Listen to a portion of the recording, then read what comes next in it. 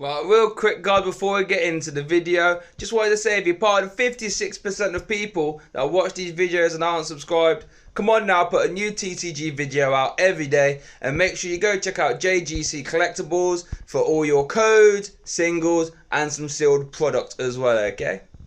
Welcome guys to the Slow Poke. Well, and look who I've managed to get on again. Not only our TCG current Masters World Champion, but now back-to-back Perth Regionals Champion. Oh my lord, Henry the Slayer, as it were. How are you, my guy?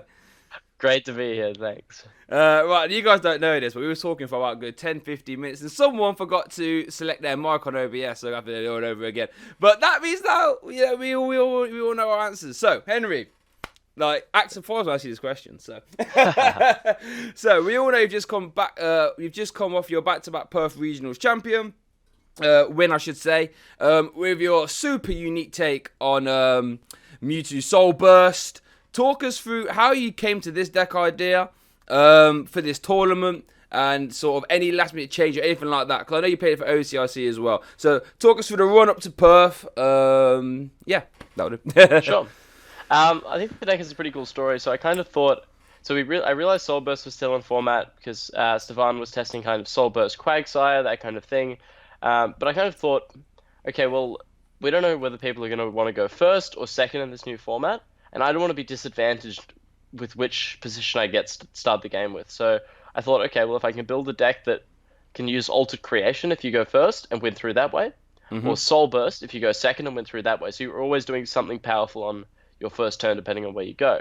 And so that worked out really well, but the deck kind of really came together last minute because two key kind of strategies in the deck, well, actually I'd say three, really kind of got put in there at the end. So I thought, how can I beat Mill with this deck? And the way I did that was Venusaur with the Shining Vine, and then even if you lose your energy, you have Chuck Away from Alolan Raticate.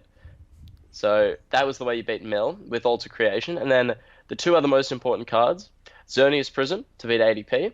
I was looking through a pile of bulk cards and I found a Xerneas Prism and I looked at it and I had a eureka moment. And that was it. And then Blastoise GX was actually a proxy. Oh wow, okay. We'll get onto that later. I love it. Okay, right, so talk us through your sort of ADP sort of match, because I know everyone's question, everyone lips is this the best Mewtwo variant now? How does it deal with ADP? And I think you went through a fair few in your Perth victory. So talk us through how that matchup sort of tends to go. So if you go first, you'll use Alter Creation and then either knock their ADP out with Flygon plus Zigzagoon, or you'll use your Xerneas Prism. If you have to use Xerneas Prism, they'll knock your Xerneas out, and you might think, okay, you have no energy, how do you win? You use Venusaur's ability to bring up a Jirachi, and then you attack with a Mewtwo with no energy using Chuck Away with Raticate, which will do 110 and knock out a Jirachi for 2 prizes. And then just for people who doesn't know, I think Chuck Away is what? So it's a free energy attack. Is it discard 2 cards from hand, 40 for each item? Yeah, 40 for each card you discard from hand. Doesn't have to be an item. Okay, right. So it's so good too because you can discard more attackers from your hand as well if you ever need to. Yeah, nice. Yeah, and just a no energy attack is just so strong as well. So yeah. And then if you go second against ADP, you just Soul Burst and attack with Xerneas, attack a few more times, and it'll be alright. That's crazy. Love it. Absolutely love it. So talk us through your top cut games in Perth then. Because obviously you took the whole thing home, so I want to know exactly how this went down. So as is the tradition with Perth and even Australian regionals, once you get to top 8, you'll be playing against probably the rest of the good players in Australia. So I played against Clifton Go, Jordan Palmer, and Christian Hasbani. They're all playing ADP. Clifton and Christian were playing Cryogonal, so they tried to go for a strategy where they only attacked with Zacian, no ADP, and used Cryogonal to kind of stall things active or buy time. Unfortunately, the strategy doesn't really work. If they only go Zacian, you easily are able to knock them out using Outrage and just other attacks, and you just trade favorably. And as long as they don't open a bad tag team to be stuck active with Cryogonal, it's fine. And also with Malolana and Cynthia Caitlin, that kind of got it out of the active. And since they played Big Charm, not Frying Pan, I could Soul Burst to the Reshizard itself, and then it knocked them out with Weakness with Flare Strike. Yeah, that'd be quite scary since they're not playing Pan. Did you see you Soul Burst onto that? They're like, oh, okay. It was it was one of those things. I think I opened either Mewtwo or Dedenne or something, and then I Soul Bursted to Reshizard. And once that happened, I think there's pretty much no way to lose the game because you don't have to play cards from your hand. Yeah, You just yeah. announce your attacks and you're done. It's one of them. His heart just sank. They're like, oh, okay. Right. So this is normally the part of the interview where I'll be like, if you're looking to play this deck moving forward. Now, obviously, we're a bit of a unique time here at 2020, where all events are sort of getting called off. I don't know what it's like over there, but over here, like we had EUIC lined up. That's probably going to go. We had Liverpool lined up. That's probably going to go as well.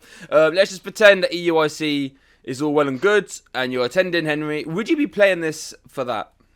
I think it'd really depend. This deck had a lot of advantage based on not being known, and kind of it has very little space in it, so it could really craft a kind of perfect strategy. Yes. Now that people know that it exists, you can play things. I think if people play Shadowbox Mimikyu, that's fine. You just put Stealthy Hood in, like I had at the IC, and that's just not. Then it becomes not an issue. But it really depends, kind of, to see how much it becomes prevalent in the meta as well, because it's a deck that really punishes mistakes.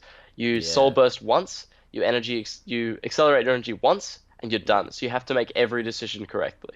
Yeah, I can imagine because when I saw you won the regional, I was like, oh, let's see the spice first. So I looked at that list and I thought I should probably deck profile whatever he does, right?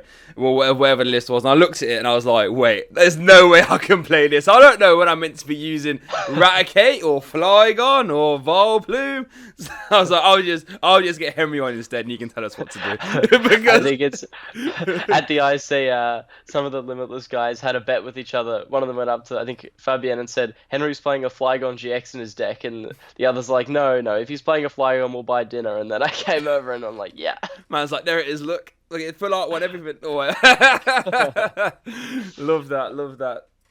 So actually, that's actually one thing I want to go a little bit detailed. How did you pick up all these attackers? Like, how did you think, oh, this would be really good? Like, because I saw my mate, he's been, ever since Stefan did an article on Poker Beach, he's been playing it quite a lot. And he always sends me screenshots and screen grabs and playing TCG. And I saw him use the Vileplume attack. I was like, Vileplume, that's a little 2 for 180. That's quite cool. How did you sort of find all these, as it were? It's actually kind of simple. So I went to TCGO, I clicked filters Pokemon GX in the standard format and just had a read for a while. Read more. Okay, and I kind of I had those 2 plans, right? So I thought, okay, I had this concept, the ADP going first and Soul Burst going second. Yep. How do I make this work? And so I kind of just had to figure out which attackers would be best for each matchup and that kind of strategy and really work it out. So I had a bunch of different attackers throughout the time, but these are the ones we settled on in the end. It just kind of worked out. That's pretty cool. It sounds like the sort of same thing that all us ADP players did when we started thinking about obstacle. We're like, right, basic, maybe stage 1, metal. What can we put into get around that? Okay. So with that being said, were there any sort of GXs that were left on the cutting room floor? To be fair, were there any that were being used but then didn't quite end up making the cut? I think very early on I had Guardian in the deck, because being able to move the energy around is kind of nice in theory. Yeah. But the deck it's almost an anti-meta deck in some ways because it doesn't almost have like a strong strategy, like it does, but you want to do an exact game plan against each matchup. And so having those kind of powerful but I guess non-specific attacks aren't really that beneficial. And also, it's the same kind of concept with Quagsire. So the reason that I didn't play Quagsire is that if you craft your game plan perfectly, you don't need to move your energy. There's no need. The only time that energy transfer kind of abilities were important were with healing, so Acerola or a Max Potion. And since you don't really have that, I found no need. And I thought I can make my deck more consistent by not needing to play Quagsire. There we go. That was a question that came up earlier, so that makes sense. So I guess it's a stage 1 as well. Could be potentially hard to set up. So, there was something else I was going to say. What was it? Okay, yeah. So you mentioned it's sort of a anti-meta deck in the sense that every game plan's got its linearity. Are there any decks that this just can't sort of deal with? It's 3 worst matchups of the 3 welder decks. I was about to say Firebox don't seem too great in my head, but yeah, carry on. Yeah, so Firebox isn't the worst. It's definitely manageable. Okay. I lost to it at the IC against Gustavo, but it's Gustavo, so he's going to play the matchup perfectly. Yeah. I think if they falter and don't know exactly what to do, it's very, very winnable. So I'd say 50-50. because now that the Zigzagoon's in the deck, it lets you knock out kind of Victini and Heatran with Vileplume, Hmm. which is good. But that's definitely, I guess, an iffy matchup. And then Baby Blacephalon and Mewtwo Welder are both pretty rough.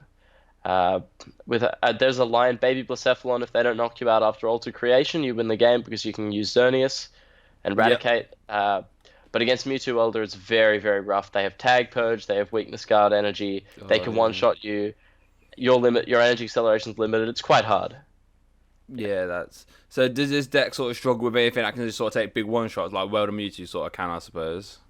Yeah, it struggles with what I'd call volatility, which I guess Welder kind of is. Yeah, So fair being able enough. to Yeah. pull those big combinations off rather than having limitations within the deck, whereas this kind of because this deck is so limited in what it can do, well, limited. It doesn't bode too well against decks that have that kind of volatility. So. Yeah, that's fair. That's fair. Love that. Right. So. Hey guys, thanks for watching that video, much appreciated, really hope you enjoyed it. If you did, please don't hesitate to subscribe. I try and put out as much stuff here as I can, full deck profiles plus games, topic conversational pieces regarding anything in the TCG. Check out my Twitter, check out my Facebook, that's where I get most of the updates, sort of see what's going on behind the scenes, all that good stuff. Also check out the SoundCloud for the full bi-weekly podcast. If you're interested, if you like the conversational pieces, go check that out. But yeah, thank you so much for watching and I hope you have a good day.